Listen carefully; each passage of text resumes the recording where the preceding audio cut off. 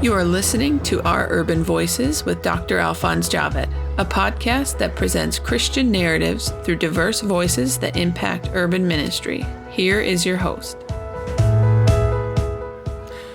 In this podcast, we cover everything from churches and church planting efforts, mission and missions organization, evangelism, and unreached people groups, emerging movements and initiatives, justice, current events related to faith, and the persecuted church, to author interviews, and more.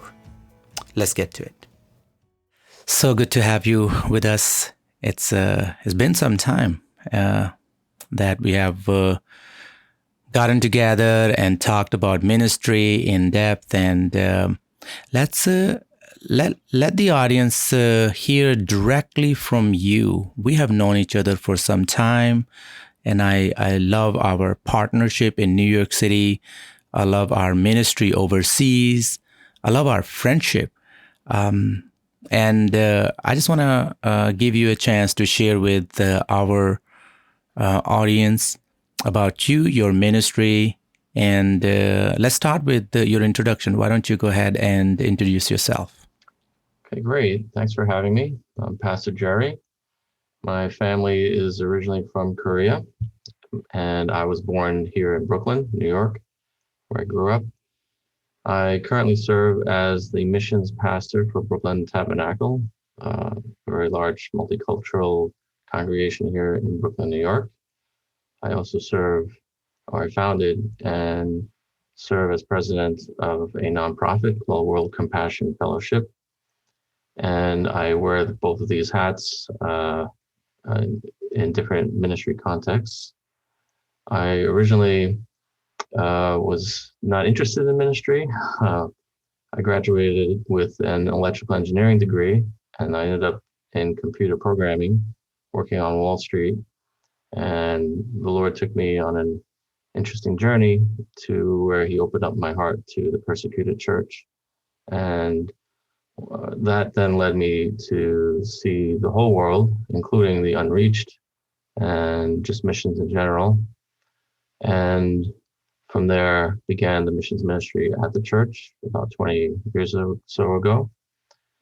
Continued to work on Wall Street, but slowly but surely continued to do more ministry. Eventually moved out of full-time work on Wall Street, and then worked flex time for a period of time, but then concentrated more on the ministry as well as my nonprofit work.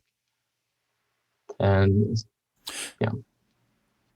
So, as I hear you, it's so interesting because my journey is somewhat similar, minus Wall Street and a couple of other things. So yeah, same thing with me. Never wanted to be in ministry. Dad was a pastor, but God brought me in ministry, and same thing, computer background, love for the persecuted church, and working in New York as well as overseas, serving the brethren. So for me, it's so easy to understand why a person is involved in so many things.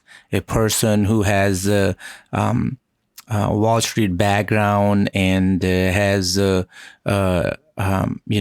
ministry right here with one of the largest churches in New York City, and then he's also founded a nonprofit to serve God's people around the world. So I understand, because in many ways I have done the same thing. But most people in the United States, when it comes to pastors or missionaries, they are not multi-focused. They don't do so many different things. They focus on one thing, specialize in one thing. That's one thing they pursue, and that's it. And often I hear from folks that that's like too many distractions. So my question would be, one, help us, the audience, understand how you manage your time, energy, calling. And if somebody's hearing today and they're like, yeah, man, Yeah, I was thinking about same stuff, but I'm a pastor. I can't pastor a church and do missions work around the world or start an organization. Help us to kind of like with that framework, what it takes to get to that point where you are able to do all these things through the power of the Holy Spirit, but in a way that glorify God, but also justifies your time in those ministry, but at the same time has excellency. Because I know your work, so we'll talk about your work in a minute. But let's start with this piece: how to manage our time, how to have that balance and excellency. Well, it didn't start out that way for sure. When I first started to work, all I was interested in was my career, becoming the next Bill Gates and advancing in that way. And I had honestly no interest in ministry. I had just started to attend the church, Brooklyn Tabernacle. So I was wearing my church hat on Sunday, but Monday through Friday, I was doing my thing and trying to build my career. But over time, my parents had actually gone into full-time ministry very late in their lives, and they went to the Philippines and then to India.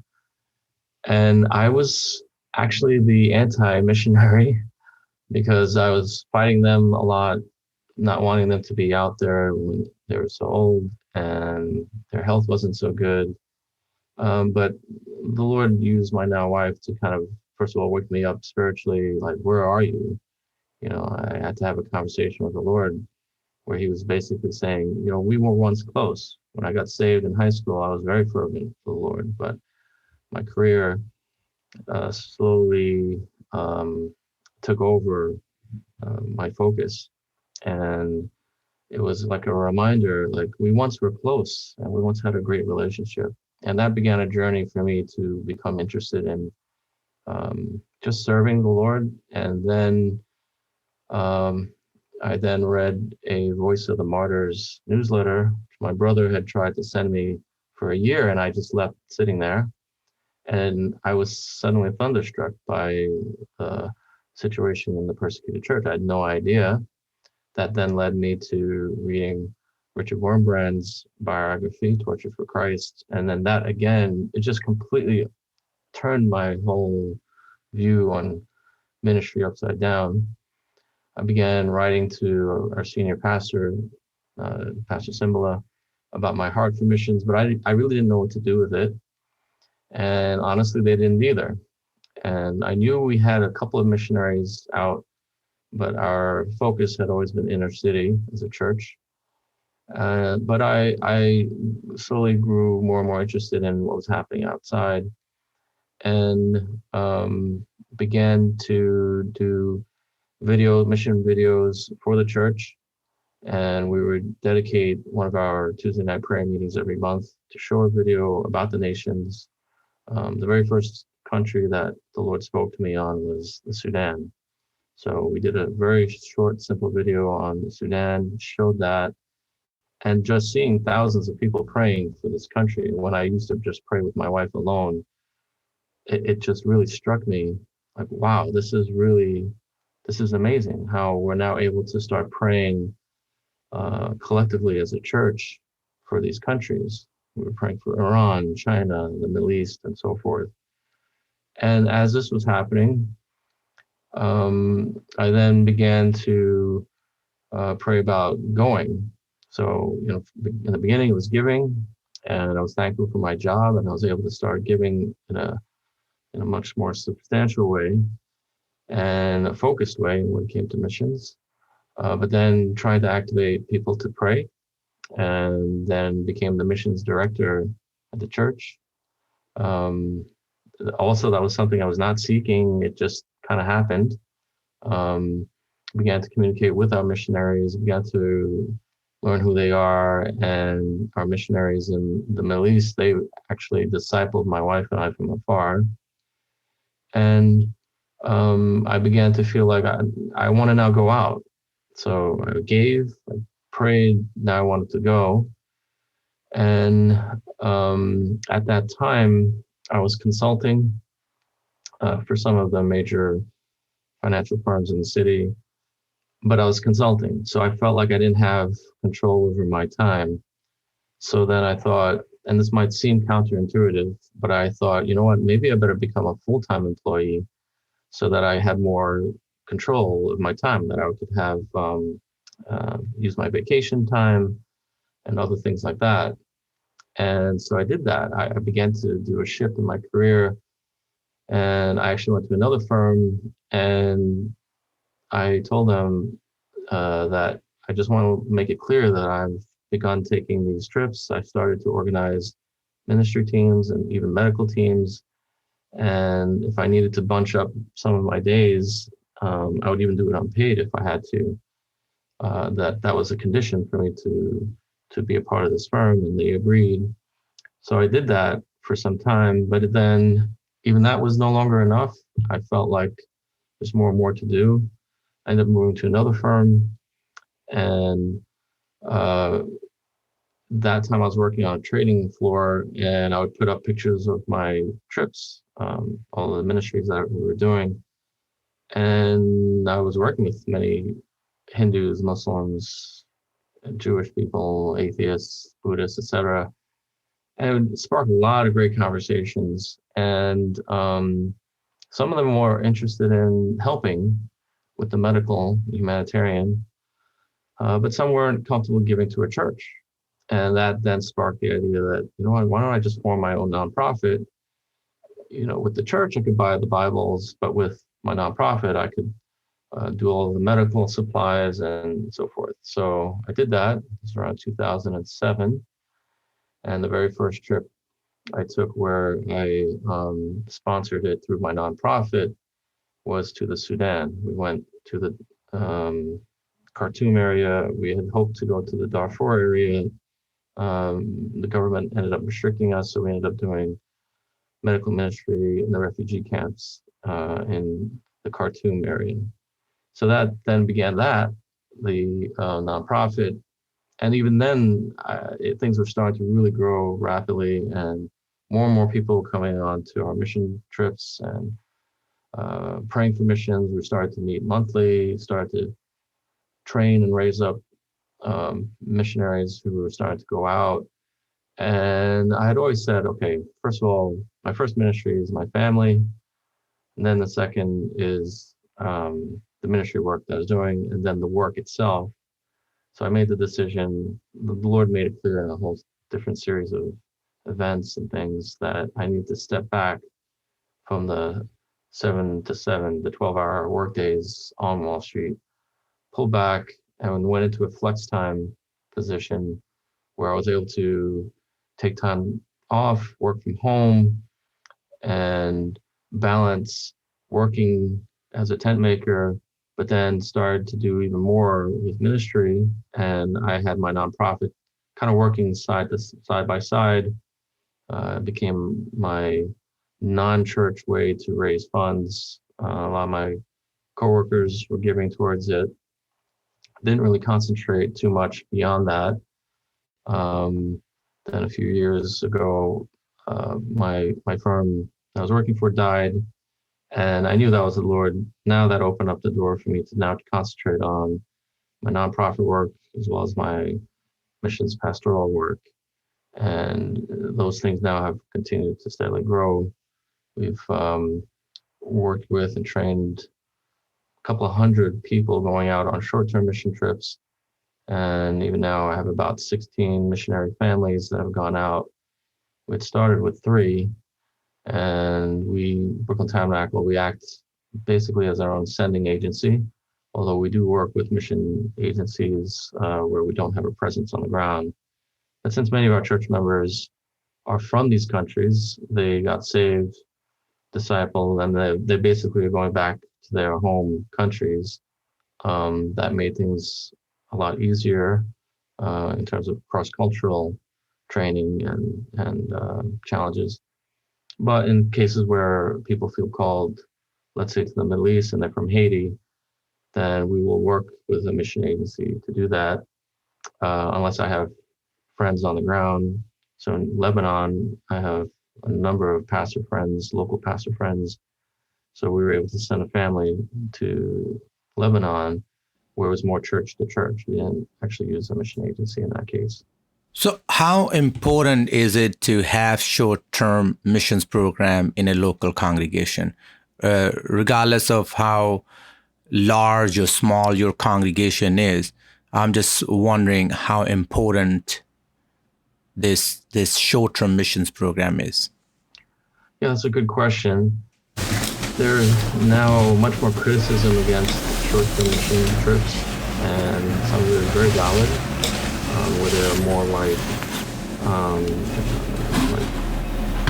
mission vacations, like what do they call it, vacationaries, or they just come in, they do something, and it really has no help to the local ministry. So some of those criticisms are certainly valid. I think in my case, because I oversee all these ministries that are long-term, that are run by locals, I can see both ends. I see the effects of short-term teams continually, and I see how they've been a tremendous blessing. They can really greatly enhance the capacity of the local missionaries. So, for example, doing medical missions for these ministries, it reaches hundreds and thousands of people that may never come to a church normally, but they'll come to a medical clinic. And in the clinic, we share the gospel. We have a gospel, what I call it a spiritual clinic, where the local ministry, combined with some of our group, prays with people, sometimes are able to share the gospel, and then they get connected to the local ministry. So there can be a tremendous benefit to the missionary themselves. That's what I'm always looking for. But then the secondary benefit is to our teams. So almost every one of our recent missionaries, they have been veterans of our mission teams, and they were touched, the Lord touched them, and they were able to experience the mission field in a short-term way, which is certainly different than a long-term way, but it sparks the desire for missions, and then they can start to see for themselves what could happen, let's say, in their own home country. And there are quite a few different people that I can share their stories about, but that's those short-term trips have been instrumental for raising up long-term workers in our experience. And you also mentioned that your church, Brooklyn Tabernacle, acts as an agency, a mission agency, in a sense that I'm sure caring for the missionaries, collecting funds and sending, advocating, all those things that a mission agency does. Now, the question that I have is also one of those questions that almost in every missions or missionaries conferences we end up talking about is the role of agencies or parachurch ministries and the church in the mission field. So when you say Brooklyn Tabernacle acts as a mission agency for their missionaries, what are you advocating and for what reasons? So ours may be a bit of a special case in that many of our church members who do end up becoming field workers are essentially just going back home. So they don't need the language training so much. They don't need the culture training. They already have a built-in network at home.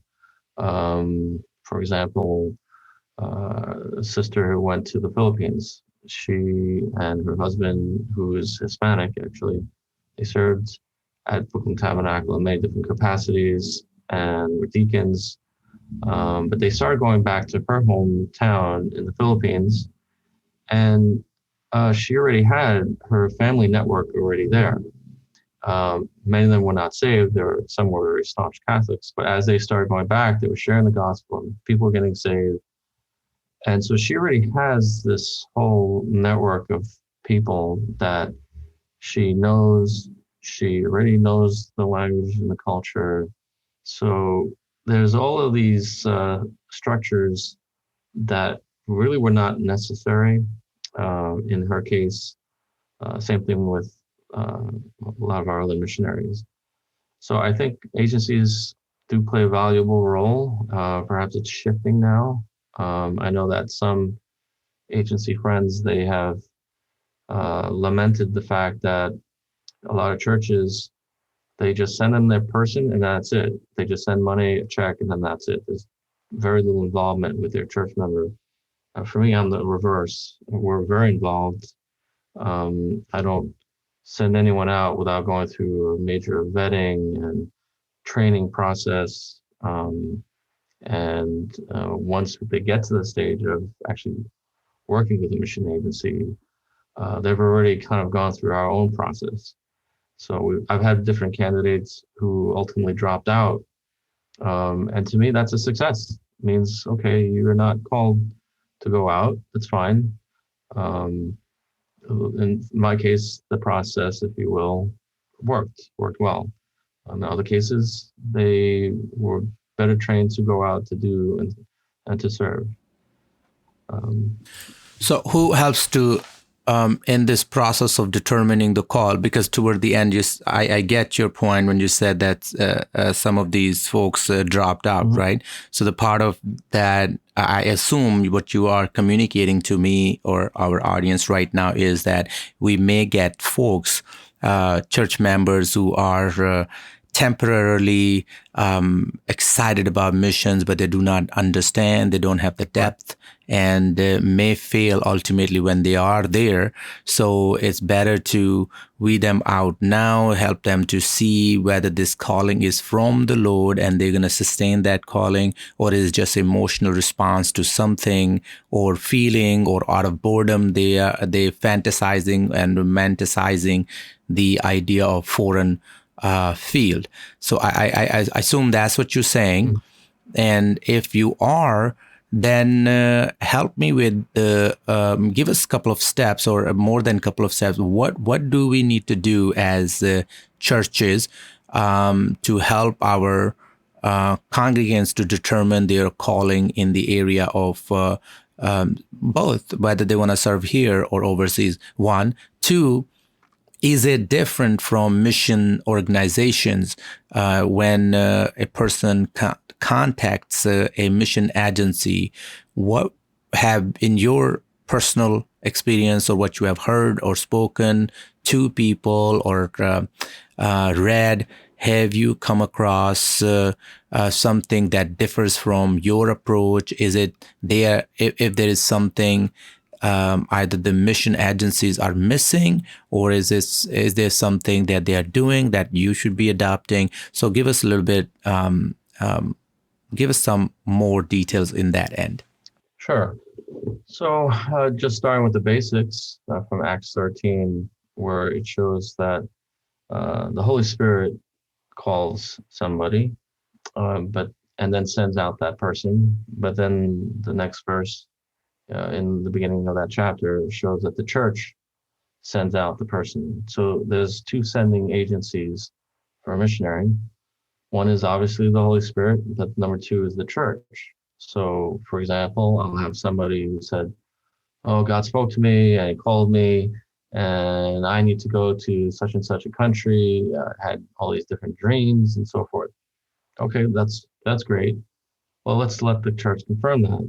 Find out that they've been attending the church for 15 years, never served in ministry, or they have served in ministry, but they're extremely challenging. They challenge authority. They're very lazy, disobedient, and so forth. So both of these agencies need to agree, if you will.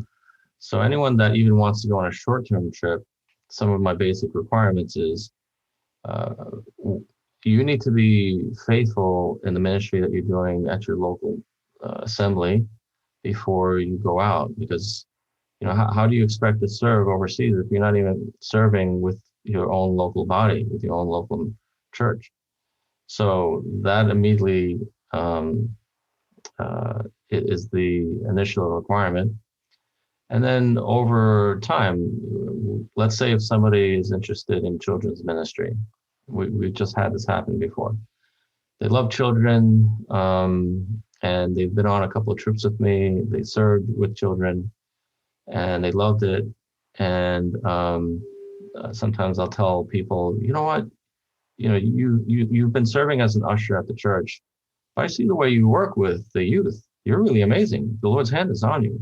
So I'll actually refer people when they come back to these other ministries within the church, and then they start to serve there in their calling.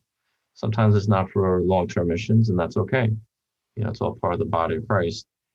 But going back to this other case, so this person was passionate about serving with children, and she was great with children. I could see it with my own eyes.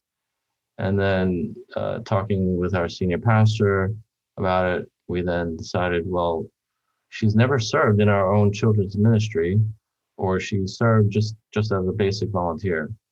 Let's put her through a full mentoring program within our own children's ministry. And I warned our candidate, I said, just to let you know, this isn't like, okay, you're leaving for the field next month.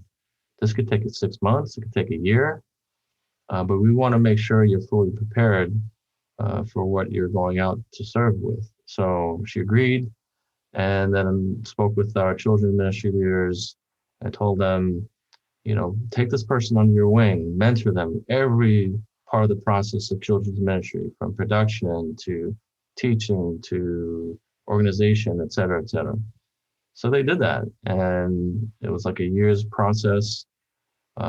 We also had her serve in our youth ministry, and part of me is thinking, all right, this person may not survive, may not last, and that's okay.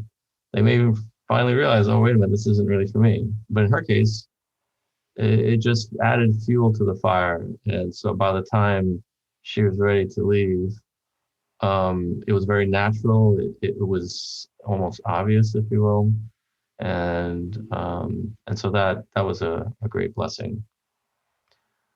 That's awesome. So let's switch our conversation to from Brooklyn Tabernacle pastoral ministry here in the city, and raising workers for the Lord and connecting once you bring them back from global field as short-term missionaries back here, and training, all that would be just discussed. I want to switch that conversation to global missions. And you founded this beautiful, wonderful organization, World Compassion Fellowship.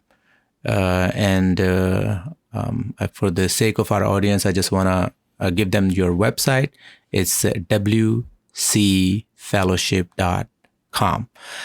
And you founded this organization, and when you go on the homepage of your ministry, you see right away, you see the what I consider as incarnational ministry, or in other circles we use that the phrase or the term is BAM, business as missions, or compassion ministry.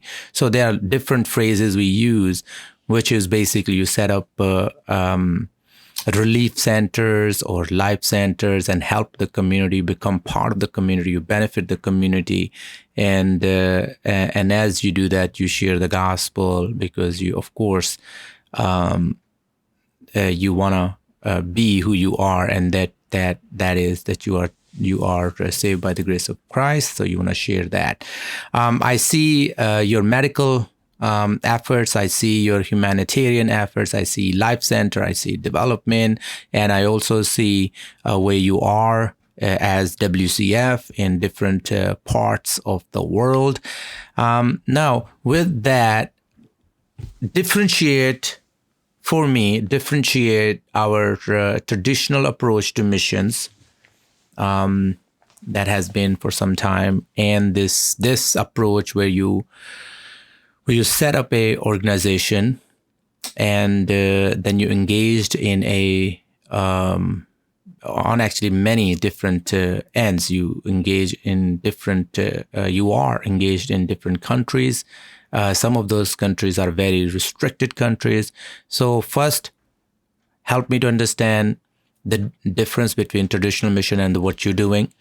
through WCF as you founded that. There's got to be some vision, and you shared part of that vision in the beginning.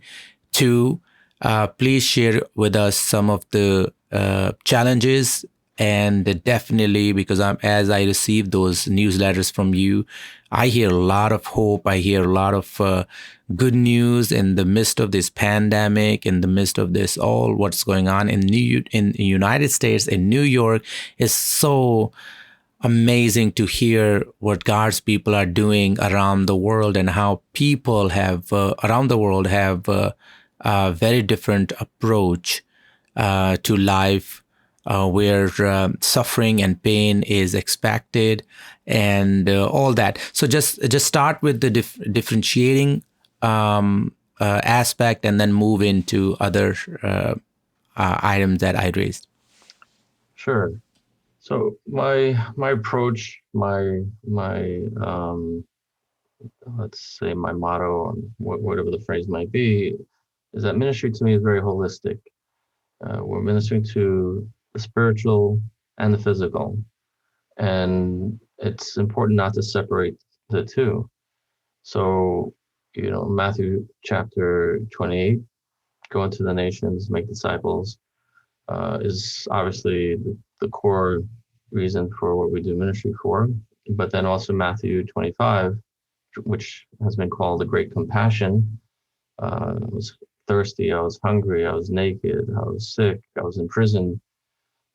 These are important things for us to also address as well. The whole Jesus ministered to the spiritual, but also to the physical.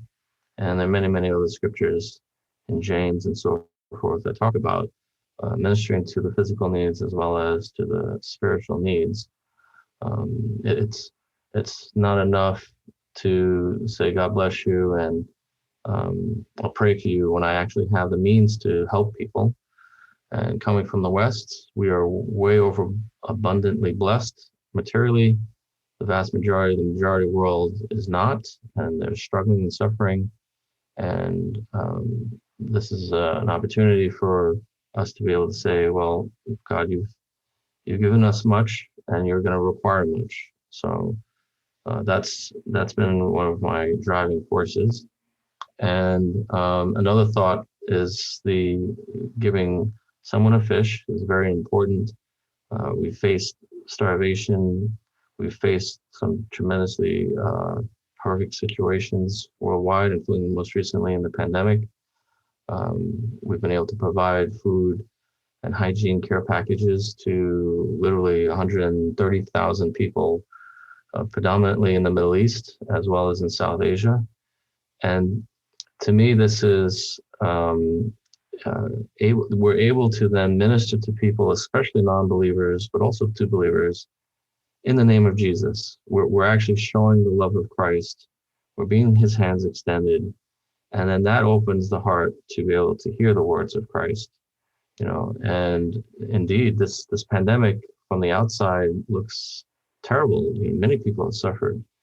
But I just came back from Lebanon, where we were able to provide food and hygiene care packages to tens of thousands of people. We had started 2 medical clinics there, and many more people are indeed suffering. But what I did is work with my local ministry partners, pastors and leaders, and they were able to distribute food and hygiene and medical care in the name of Christ.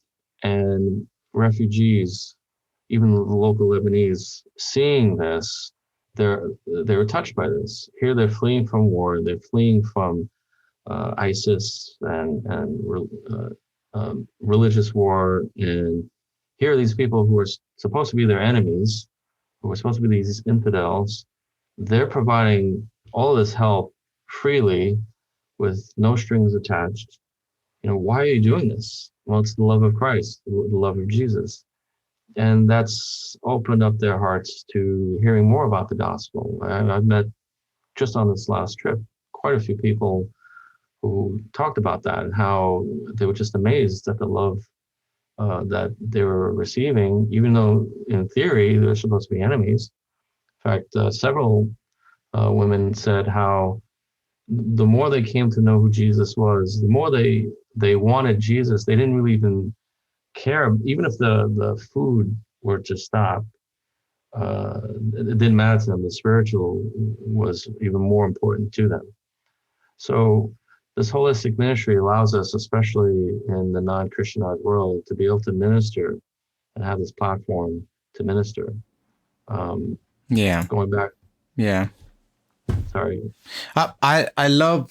Sorry for cutting you. I love the phrase you or the term you're using is holistic ministry. I know that the word holistic has been used often in many different fields, especially like holistic health remedies and those kind of things, and it has somewhat, if not negative, not good connotation either.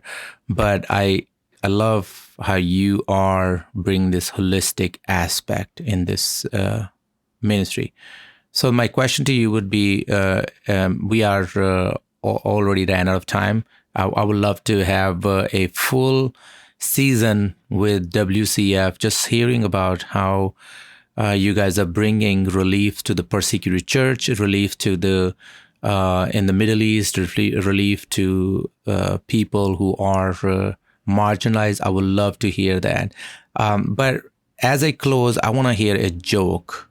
So please tell me a joke. A joke? I know. You're a serious person doing a lot of serious stuff. So in the midst of that, we got to hear some jokes.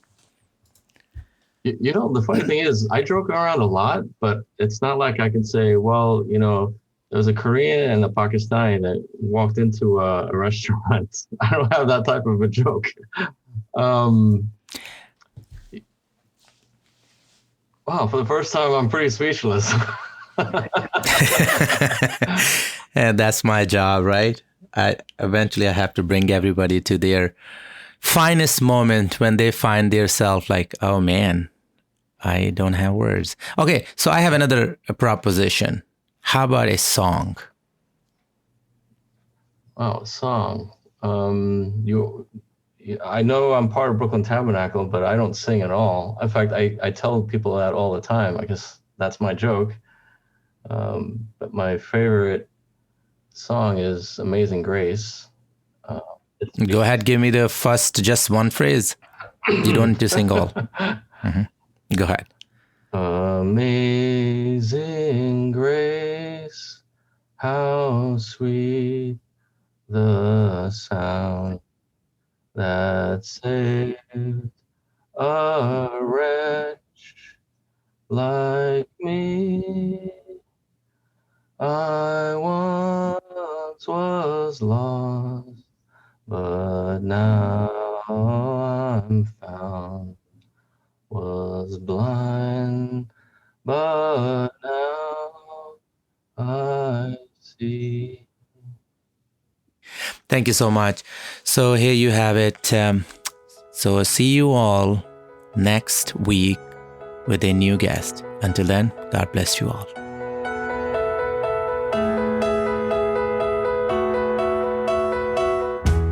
You've been listening to Our Urban Voices with Dr. Alphonse Javed, which presents Christian narratives through diverse voices that impact urban ministry. Please check back for new episodes every week.